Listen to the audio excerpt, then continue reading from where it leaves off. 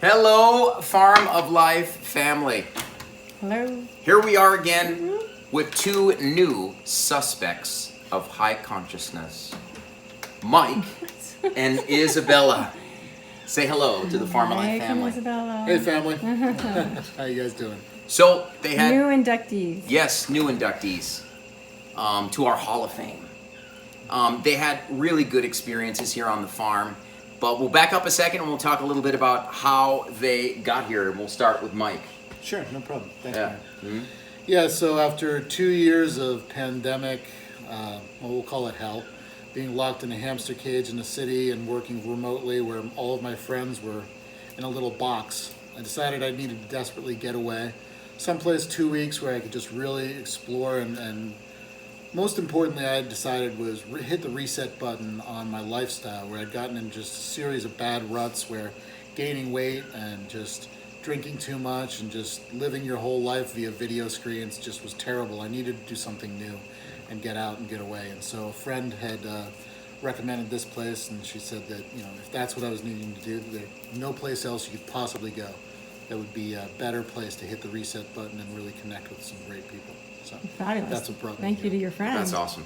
Yeah, it was That's great. awesome. It's been such a great decision too. And you know, Izzy, how about you?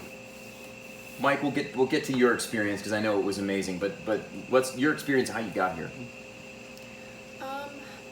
Well, I guess spirituality has been an important part of my life for like several years now, and yeah, I was just looking for like a spiritual retreat center kind of, and I was also like called to the jungle. I just wanted to go to the jungle, so Hang out with the monkeys. yeah, I found this place, and yeah. So your journey, like your story a little bit, you got quite a little story there, like of health and healing. Talk to us a little bit about that. Yeah, why does somebody your age even care about spirituality? Yeah, exactly. You should be like drinking and partying and doing raves. You should have a pacifier in your mouth, getting ready to go to the disco club. Should But be you- getting into all the trouble that got me into this shape. Exactly. But you're here at 23, and talk to us a little bit about, you know, your past. Well, I did do that in high school. I did all that. Phew, whole, she's normal. Yeah. I did that whole partying thing in high school, but I feel like it was very much from a place of like, I was not in a good place. So yeah, I was like trying to cope with, you know, drinking and drugs and all that. And yeah, I just got to like a point, actually like the turning point for me was, I crashed my car driving drunk, and like no one was hurt or anything like that. Yeah, I definitely was like, you know, for me and my mom, like just, you know, it was a point where I had to like really like face myself. Yeah. It's either so- keep going this way down Yeah. this dark path, Yeah. or make some changes. Yeah. So that was like my introduction to trying to find like deeper meaning in life. And so yeah, I kind of like started exploring spiritual stuff. I feel like I was already doing that before, but I just didn't like I didn't know what the meaning to life was, or you know if God was real or anything. Right. And so, but like I finally started like finding things that resonated with me, like you know spiritual teachers that resonated with me, and yeah, it just kind of like developed from there. But also like definitely like without me realizing it, like a catalyst for me as well was having cancer at 11, because that's just obviously like you That's a know, tough one. Yeah. Yeah. So yeah. Nice. Quite a path. Yeah. So Mike, so now your experience here. Yeah. You and I'm walking you around. It's the first day. I remember this, and you were like, "You guys do those things, right?" And I was like, Those "Well, what plans. things?" And he's like, "Well, because I think the next day we're doing cacao," and you're like, "But you do other things." This thing's a little bit past A cacao. little bit more than It's a little cacao. more. And I was like, yeah, we do.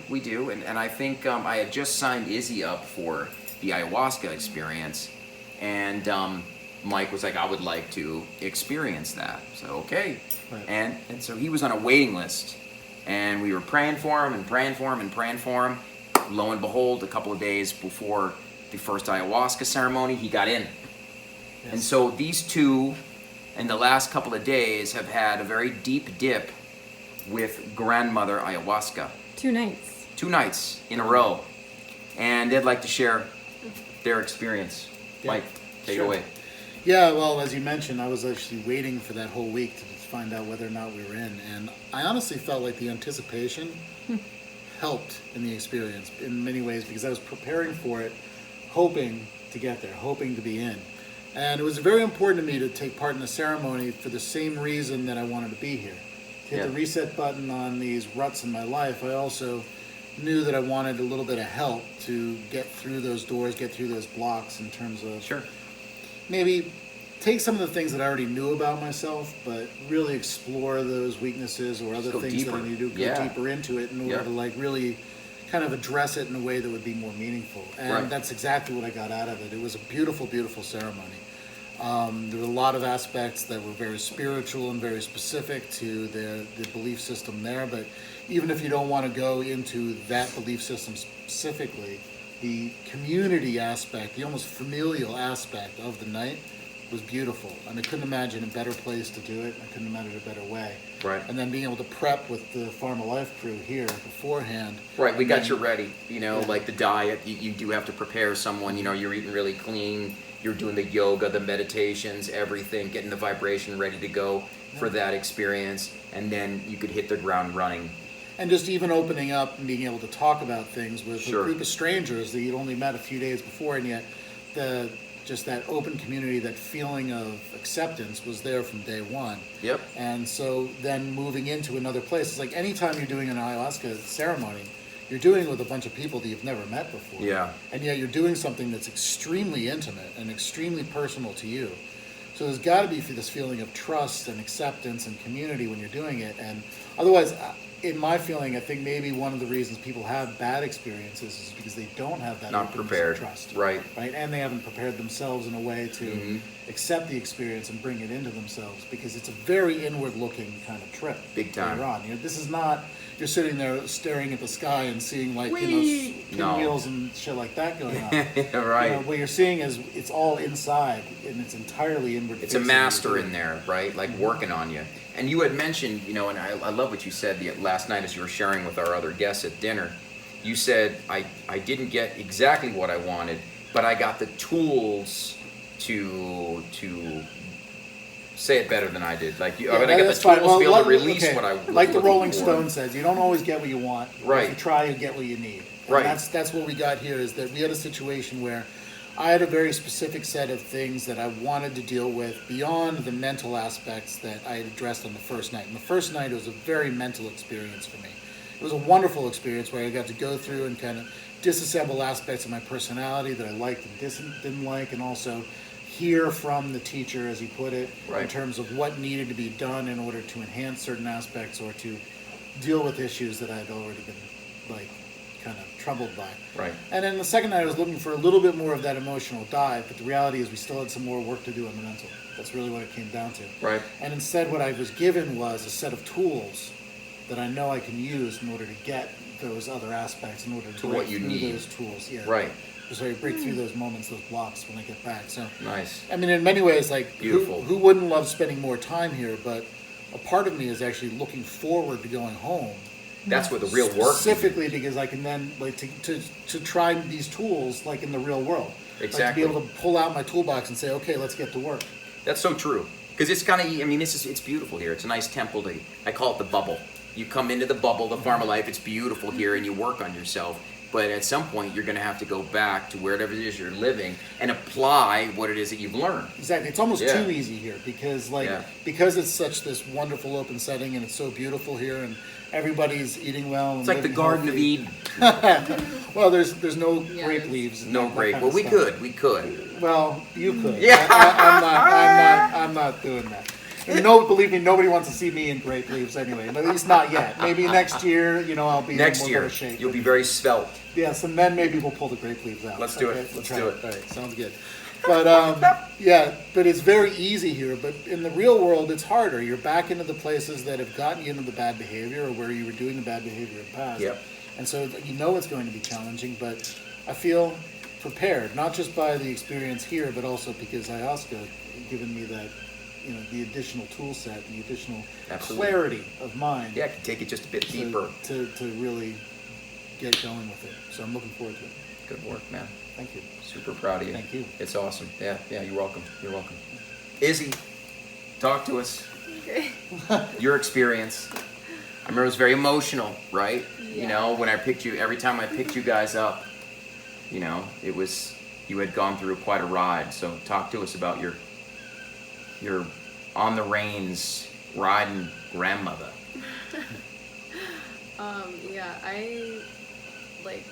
I'd say the journey for me was definitely just an emotional release and cleansing. I had just like so many emotions to release. It's like it was literally just like I could feel it like pent up inside me in my body.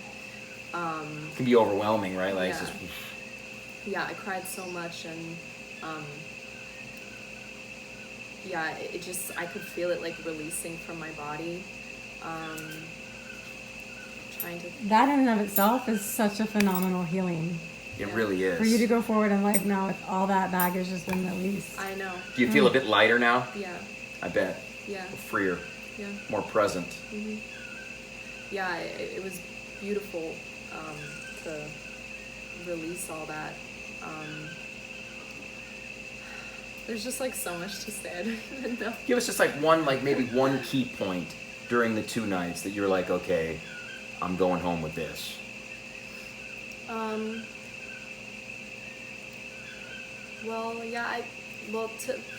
By the second night, like I feel like I released so much that like I literally could like enter into a state of bliss and joy, and just having that experience itself was just like profound, and so I feel like I can come back to that feeling and like Nice. bring it into the future. It's funny, I always tell people, you just had an experience. Now remember what it was like. Yeah. The next time, life gets you, things happen, right? Because it's life. Sit down, take a couple deep breaths, and remember what you felt like when you were in these vibrational states, and know that they're right in front of your nose. You can grab them again really quick. And that's a great thing to put in your toolbox. Yeah. Sweet. Awesome. Well, we're proud of these guys. We really are. You're going back, to Virginia? You're back to school, right? And what are you studying again? Please tell me, because I'm super jealous. I created my own concentration called Spirituality and Wellbeing. It's amazing. She gets to do ayahuasca every week Every week. It's homework. No. and write a book as homework. I wish. No, I'm just kidding. But I mean, that's a pretty awesome wellness and spirituality to get a degree in. Yeah. That's pretty incredible. Wow. Yeah, I'm glad. Yeah, Thank you. for sure. And Mike, you're going back too? Pittsburgh. And what's your job in? Well, I do basically private equity for medical startups. So we support them with financing, consulting, coaching, other things in order to try to do well by doing good. That's The awesome. whole idea is these early stage healthcare companies, they're all looking to solve a major problem that needs to be solved, whether that be cancer or whether that be assisting challenged individuals or whatever it may be. And so we help them try to get off the ground and get started. Like different, like healing tools that are out there, like using lasers or Exactly. things And like that. We're definitely on the more technical end, not on the Right. herbal remedy end, but the aspect of But now you could throw a wooey element in it, I actually am not going to run away from it. That's for sure. No, I know. Yeah. Like a laser with some ayahuasca in it or something like that. Just kind of inject Definitely it. working on the frequencies.